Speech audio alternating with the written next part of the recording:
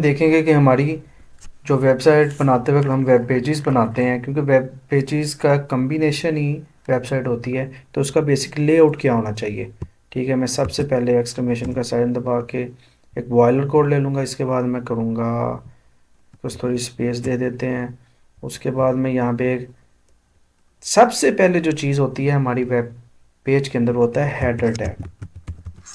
Header tag header tag इसलिए इस्तेमाल होता है, हेडर टैग इस्तेमाल होता है हमारी वेबसाइट की बेसिक इन्फॉर्मेशन के लिए।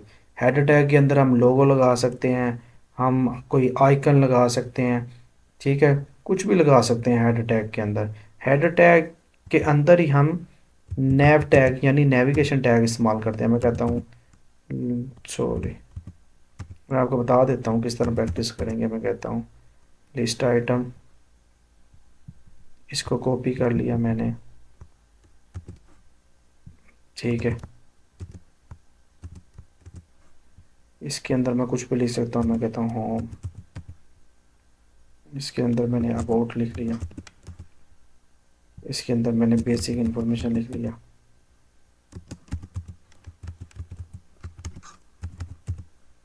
ये बेसिकली नैव टैग है, ठीक है। और नैव टैग के अंदर ये क्या है, लिस्ट आइटम है, ठीक है। मैं कुछ भी कर सकता हूँ। मैं अब अबाउट तो हो गया, मैं जॉब्स कर लेता हूँ मिसाल के तौर पर। इसे मैं ओपन करूँगा अभी तक लाइव सर्वर के अंदर। जो सबसे ऊपर चीज़ आती है, देखें हमारे पास आ गई। जो सबसे ऊपर चीज़ आती है, जो बेसिक इन्फॉर्मेशन बताती है हमारी वेबसाइट के बारे में, वो क्या होती है, वो हेडर के अंदर होती है, ठीक है। हेडर बेसिकली वो डिफाइन कर रहा होता है, इसमें हम लोगो लगा सकते हैं, कुछ भी लगा सकते हैं, सही है। तो हेडर के बाद आती है नेविगेशन बार। एक से ज़्यादा हेडर भी हो सकती हैं किसी वेबसाइट के अंदर, ठीक है। अच्छा, उसके बाद जो टैग होता है वो बहुत इंपॉर्टेंट होता है, मेन टैग, ठीक है। मेन टैग ये करता है जो हमारी वेबसाइट का मेन कंटेंट है, जिसे हम प्रोटोकॉल देना चाहते हैं, जो खास चीज़ है हमारी वेबसाइट के अंदर, वो बेसिकली मेन टैग के अंदर आएगी। मिसाल के तौर पर मैं यहाँ पर ये देखें W3 स्कूल की एक वेबसाइट ओपन करता हूँ, ठीक है। ये देखें यहाँ पे लोगो लगा हुआ है W3 स्कूल का। ये किसके अंदर है, ये हेडर के अंदर है, ठीक है। और ये देखें, ये नेविगेशन बार, ये सारी नेविगेशन बार बनी हुई है, ठीक है। HTML CSS जावास्क्रिप्ट ये कुछ भी हम लगा सकते हैं, ठीक है। सबसे पहले जो चीज़ आती है वो क्या होता है, हेडर होता है। उसके बाद क्या होता है, नेविगेशन बार होता है, ठीक है। अब ये देखिए, ये हमें नेविगेशन बार के गा रही है और ये हेडर के गा रहा है, हमें सारी इन्फॉर्मेशन दे रहे हैं वेबसाइट के बारे में, ठीक है। उसके बाद जो टैग इस्तेमाल होता है वो होता है मेन टैग, ठीक है। मेन के अंदर बेसिक सारी इन्फॉर्मेशन आती है, ठीक है, जिसको हम प्रोटोकॉल देना चाहते हैं, खास इन्फॉर्मेशन जो बार बार रिपीट नहीं हो रही, वैल्यूएबल इन्फॉर्मेशन आती है। उसका मतलब है जितना भी हेडर और नेविगेशन के बाद जो काम होगा वो बेसिकली किसके अंदर होगा, मेन टैग के अंदर होगा, ठीक हो गया। अब मेन टैग के बाद जो टैग आता है वो होता है सेक्शन टैग। ज़रूरी नहीं है आप सेक्शन टैग पहले इस्तेमाल कर, कहीं पे भी इस्तेमाल कर सकते हैं, लेकिन होगा मेन के अंदर इस्तेमाल।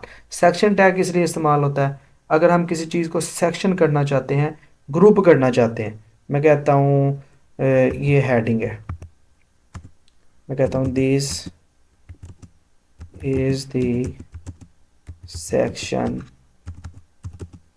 हेडिंग। अब मैं पैरा ले लेता हूँ, मैं कहता हूँ this is the section paragraph. इसे मैं सेव करके अगर आपको इसके आउटपुट दिखाऊं तो ये हमारे पास लिखा हुआ आ गया।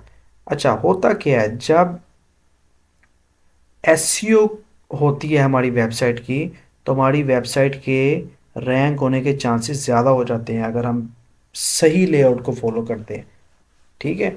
इससे मुराद क्या है कि ये जो this is the section heading, this is the section paragraph, ये एक सेक्शन के तौर पर आ गया क्योंकि ये सेक्शन टैग के अंदर, यानी इसका एक ग्रुप बन गया, ठीक हो गया। एक से ज़्यादा सेक्शन भी इस्तेमाल हो सकते हैं, आप मेन के अंदर कहीं पे भी इस्तेमाल कर सकते हैं, ठीक है, लेकिन होगा ये मेन के अंदर। हमारा जितना भी काम है वो मेन के अंदर ही होगा। ठीक है, उसके बाद मैं आपको एक और टैग के बारे में बताना चाहता हूँ, वो टैग है आर्टिकल टैग। आर्टिकल टैग एक से ज़्यादा मरतबा भी आप इस्तेमाल कर सकते हैं और मेन के अंदर कहीं पे भी इस्तेमाल कर सकते हैं। ये ऐसी चीज़ है, ऐसा टैग है जो हमें इस्तेमाल करना चाहिए जब हम किसी सेल्फ कंटेन्ड चीज़ चीज़ के बारे में बता रहे हैं। ठीक है, मिसाल के तौर पे मैं कहता हूँ H1 एक हेडिंग है, मैं इसके बारे में कहता हूँ गूगल क्रोम। ठीक है, इसके बाद मैं पैराग्राफ ले लेता हूँ। ठीक है, अब मैं कहता हूँ मैं खुद से लिख रहा हूँ, कुछ न्यू कंटेंट दे रहा हूँ, न्यू स्टोरी लिख रहा हूँ, न्यू ब्लॉग लिख रहा हूँ, तो वो बेसिकली आर्टिकल टैग के अंदर आएंगे। ठीक है, आप अखबार में देखें वो कहते हैं न्यू आर्टिकल आया। ठीक है, यानी नई जो चीज़ होगी जो आप खुद लिख रहे हैं, सेल्फ कंटेंट कर रहे हैं, कोई खास चीज़ होगी, ठीक है, वो बेसिकली आर्टिकल टैग के अंदर आएगी। मैं लिखता हूँ, मैं क्रोम के बारे में लिखता हूँ, Google Chrome, Google Chrome is the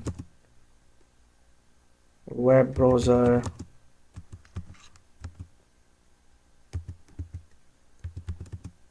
browser ठीक है, रिलीज्ड,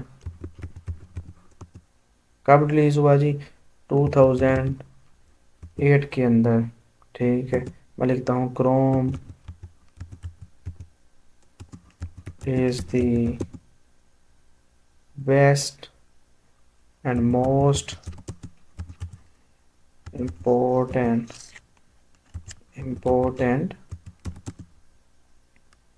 वेब ब्राउज़र टुडे। ठीक है, ये देखिए मैंने खुद लिखा है इसके बारे में, तो ऐसी जितनी भी चीज़ें होंगी है ना, ठीक है, ये किसके अंदर आएगी, आर्टिकल टैग के अंदर आएंगी। यही बेसिकली क्या होता है, हमारी वेबसाइट का लेआउट होता है। अगर आप इन तमाम टैग को इस्तेमाल करेंगे, ये मेन के अंदर आएंगे, आप देखें ये सारे टैग इसके अंदर है मेन के अंदर। ठीक है, सबसे पहले हेडर आएगा, हेडर के अंदर नेविगेशन बार आ सकती है, एक से ज़्यादा हेडर भी आ सकते हैं। ठीक है, उसके बाद क्या आएगा, मेन टैग आएगा, मेन के अंदर आप सेक्शन लगा सकते हैं। सेक्शन किस लिए इस्तेमाल होता है, किसी भी चीज़ को ग्रुप करने के लिए। इसके अलावा आर्टिकल लगा सकते हैं, कोई नई चीज़ लिखना चाह रहे हैं तो उसके लिए आर्टिकल टैग इस्तेमाल होते हैं। आर्टिकल के अलावा इसके अलावा एक और टैग होता है असाइड टैग। कौन सा, असाइड।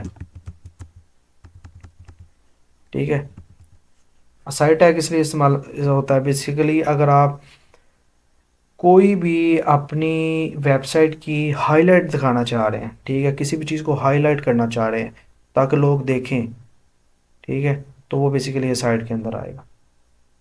सही हो गया, यानी जो भी आपकी वेबसाइट को विज़िट करे उसका सबसे पहले जो उसकी नज़र है वो उसी कंटेंट के ऊपर जाए, तो वो बेसिकली किसके अंदर आएगा, असाइड टैग है। यानी आप बताना चाह रहे हैं कि ये हमारी इसके अंदर हो सकता है वेबसाइट के अंदर। ठीक है, मिसाल के तौर पर कोई मूवी है, उसका ट्रेलर आता है, वो बेसिकली ये साइड टैग के अंदर आ सकता है। ठीक है, आपको वैसे एग्जांपल दे रहा हूँ क्योंकि वो ट्रेलर में बता देता है कि इस मूवी के अंदर क्या क्या होने जा रहा है। तो ऐसी जितनी भी चीज़ें हैं वो बेसिकली किसके टैग के अंदर आएंगी, असाइड टैग के अंदर आएंगी। ठीक है, ये बेसिक लेआउट होता है किसी वेबसाइट को बनाते वक्त। ठीक है, इससे आपके जो वेबसाइट है उसके रैंक होने के चांसेस ज़्यादा हो जाती है क्योंकि वो एसईओ फ्रेंडली हो जाती है।